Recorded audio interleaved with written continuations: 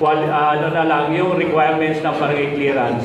Sinamantala naman yun, na-renew ang business, hindi ko pa ng barangay clearance. Ngayon, nagagawa ng city, binabalikan nila yon. Kailangan kasi, siyempre, dapat dadaan din sa barangay. At dito naman sa barangay natin, yung citizen charter natin, from 15 minutes, in-adjust na po natin yan ng 5 minutes.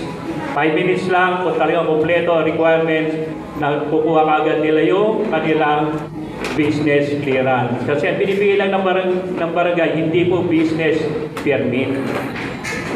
Parang business clearance. Requirements po yun, pagkuha ng business permit.